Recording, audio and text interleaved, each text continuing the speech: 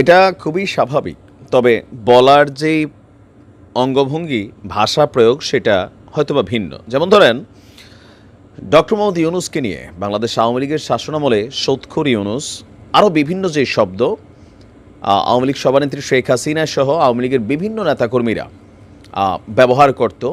পদ্মা নদীতে দুই একটা চুবনি দেওয়ার যে পরিকল্পনা ছিল অথবা যে আহ্বান ছিল, তারপর হচ্ছে ধরেন মানে অনেক কিছুতে ডক্টর মোহাম্মদ ইউনূসের বিরুদ্ধে যেই বক্তব্যগুলো আওয়ামী লীগের পক্ষ থেকে ছিল, তো ডক্টর ইউনূস কি এগুলোকে মাথায় রাখে নাই? রাখছে।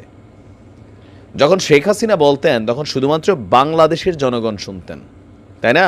ইন্টারন্যাশনাল মিডিয়াতে এগুলো কাভারে যেত না। বাট ডক্টর মোহাম্মদ ইউনূসের হাতে কিন্তু বিশ্ব মিডিয়া আছে। তো যখনই যেখানে সুযোগ পাচ্ছেন শেখ হাসিনাকে বা আওয়ামী লীগ সরকারকে, আওয়ামী সরকারের শাসনামলকে তিনি টেকনিক্যালি একদম জায়গা মতো যেখানে তিনি কথা বলে সারা পৃথিবী শুনবে, ওই জায়গা থেকে তিনি কালার করে দিচ্ছেন। মোটামুটি শেখ হাসিনাকে একজন মিথ্যাবাদী হিসাবে ইন্টারন্যাশনাল লেভেলে ডক্টর মোহাম্মদ ইউনূস প্রমাণ করার গতকালকে চেষ্টা করে আসছেন বা বইলেই দিয়ে আসছেন। আমরা ধরতে পারি ঘটনা কি। এই মুহূর্তে তিনি কোথায় আছেন? সুইজারল্যান্ডে। কি প্রোগ্রাম? আলপাইন রিসোর্টে। সেখানে ওয়ার্ল্ড ইকোনমিক ফোরাম, মানে আন্তর্জাতিক যে অর্থনৈতিক যে প্রোগ্রাম আছে, তো সেখানে সারা পৃথিবীর বিভিন্ন দেশের রাষ্ট্রপ্রধানরা আছেন। সেখানে গণমাধ্যম যাচ্ছে সারা পৃথিবী থেকে, রেপুটেড গণমাধ্যমগুলো। তো সেই গণমাধ্যমগুলোর মুখোমুখি হয়েছেন ডক্টর মোহাম্মদ ইউনূস। তো একটা প্রশ্ন ছিল এরকম যে আপনার আওয়ামী লীগ শাসনামলে আসলে কেমন ছিল? তো তিনি বলছেন যে আওয়ামী লীগ শাসনামলে উচ্চ প্রবৃদ্ধি নিয়ে প্রশ্ন না তোলার জন্য পুরো বিশ্বকে তিনি দায়ী করছেন। তিনি বলছেন যে ক্ষমতাচ্যুত প্রধানমন্ত্রী শেখ হাসিনার অধীনে দেশে যে উচ্চ প্রবৃদ্ধি দেখানো হয়েছিল তা আসলে ভুয়া। কই যে বলছে দেখছেন? আচ্ছা, তো এই বক্তব্যটা তিনি তাও কোন পত্রিকারে দিচ্ছেন? তিনি আপনার এই ব্রিটিশ গণমাধ্যম রয়টার্সকে তিনি এই প্রতিবেদনে আপনার এই তথ্য দিয়েছেন। রয়টার্স আবার এটা প্রতিবেদনও করছে। রয়টার্স প্রতিবেদন করছে যে 15 বছর ক্ষমতায় থাকাকালীন বাংলাদেশের অর্থনীতি এবং বিশাল গার্মেন্টস শিল্পকে ঘুরে দাঁড় করানোর কৃতিত্বে দেওয়া হয় শেখ হাসিনাকে। আপনার যদিও সমালোচকরা তার বিরুদ্ধে মানবাধিকার লঙ্ঘন, বাক স্বাধীনতা, ভিন্নমতকে দমন করার অভিযোগ করছেন। তো রয়টার্সের এই বিশেষ সাক্ষাৎকার ভিত্তিক প্রতিবেদনে যখন এরকম প্রশ্ন ছিল, তো সেখানে ডক্টর মোহাম্মদ ইউনূসের বর্তমান অবস্থান কি আপনার বলা হয়েছে। তো রয়টার্সকে দেওয়া সাক্ষাৎকার তিনি বলছেন যে দেখেন, তিনি শেখ হাসিনা সবাইকে বলছিলেন কিভাবে একটি দেশ চালাতে হয়, কিন্তু কেউই সেটি নিয়ে প্রশ্ন তোলেননি। এটি মোটেও ভালো বিশ্ব ব্যবস্থা নয়, এর জন্য পুরো বিশ্ব দায়ী। কারণ যে কারণে বিশ্বের জন্য একটি ভালো শিক্ষা, মানে শেখ হাসিনা সরকারের পতনটাকে তিনি বলছেন। কেনই তিনি প্রবৃদ্ধির হারকে ভুয়া বলে মনে করেন? তো রয়টার্সে সেই বিষয়ে বিস্তারিত ব্যাখ্যা না দিয়ে তিনি বলছেন যে শেখ হাসিনা বলেছিলেন আমাদের প্রবৃদ্ধির হার অন্য সবাইকে ছাড়িয়ে গিয়েছে, এটা একেবারেই ভুয়া প্রবৃদ্ধির হার।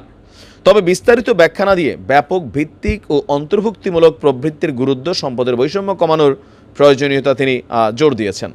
তো এখন তিনি যখন এই দাবি করছেন, তার কাছে কি কোনো রকম রিপোর্ট আছে যে তিনি কোনো রকম ডেটা বেসিসের উপরে কি শেখ হাসিনার সরকারের যে প্রবৃদ্ধি ছিল বাংলাদেশের, তিনি সেটাকে ভুয়া দাবি করেছেন? এইটা নিয়ে কোনো তথ্য উপাত্ত আপনার দেননি। তবে আমরা দেখছি যে আপনার রয়টার্সের সাক্ষাৎকারে বলছে যে 2017-18 অর্থ বছরে প্রায় 8% আপনার আমাদের বার্ষিক প্রবৃদ্ধি আমরা দেখেছি। এছাড়া আপনার 2009 সালে আওয়ামী লীগ যখন সরকার গঠন করে তখন এই হার ছিল 5। 2023 সালে বিশ্বব্যাংক বাংলাদেশকে বিশ্বের দ্রুত বর্ধনশীল অর্থনীতির দেশ হিসাবে তকমা দিয়েছিল। বিশ্বব্যাংক বলেছিল 1971 থেকে বাংলাদেশের স্বাধীনতার পর 2015 সালে বিশ্বের দরিদ্রতম দেশের তালিকা হতে বের হয়ে নিম্ন মধ্যম আয়ের মর্যাদা অর্জন করেছে আপনার বাংলাদেশ। তো আপনার এখানে আন্তর্জাতিক মিডিয়াগুলো কিন্তু বারবার এই ধরনের বক্তব্য দিচ্ছে, এমনকি আমরা দেখছি এগুলো নিয়ে আওয়ামী লীগ সরকার এনজয়ও করছে।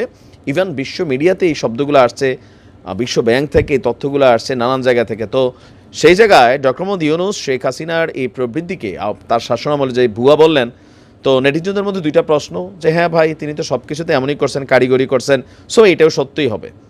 তো প্রমাণ বলতেছে প্রমাণ লাগবে না। আবার কেউ কেউ বলতেছেন না, ডক্টর মোহাম্মদ ইউনূসকে নিয়ে শেখ হাসিনা বাংলাদেশের মিডিয়াতে যেই খেলাটা খেলছেন, তিনি এখন ইন্টারন্যাশনাল মিডিয়াতে গিয়ে খেলছেন। অবশ্যই তিনি যেহেতু দেশের এই মুহূর্তে সরকার প্রধান, তার কাছে নিশ্চয় তথ্যপাত্য আছে, কারণ এই সরকার গত 6 মাস যাবৎ বিভিন্ন কিছু নাড়াচাড়া করছেন। হয়তো তথ্যপাত্র থাকতে পারে, কেউ বলছেন তথ্যপাত্র থাকলে প্রকাশ করেন। গণমাধ্যমে আমরাও দেখি যে শেখ হাসিনা কীভাবে মানুষকে মুরগি বানাইছে, মানে নানান আলোচনা সমালোচনা চলছে, কারণ পক্ষে বিপক্ষে আলোচনা থাকবেই। তবে ডক্টর মোহাম্মদ ইউনূস তিনি একটা জিনিস ভুল করছেন না, যেখানে সুযোগ পাচ্ছেন সেখানেই ওই যে সুৎখোর ইউনূস আরও বিভিন্ন যেই বক্তব্যগুলো সেগুলো একটা পাল্টা কাউন্টার টেকনিক্যালি করে দিয়ে আসছেন, তবে ইন্টারন্যাশনালি খেলছেন। দেখা যায় নিশ্চয়ই আমরাও দাবি করব যে এই রিপোর্টগুলো যেন প্রকাশ করা হয়, জনমনে যেন কোনো প্রশ্ন তৈরি না হয়। ভালো থাকবেন, আসসালামু আলাইকুম।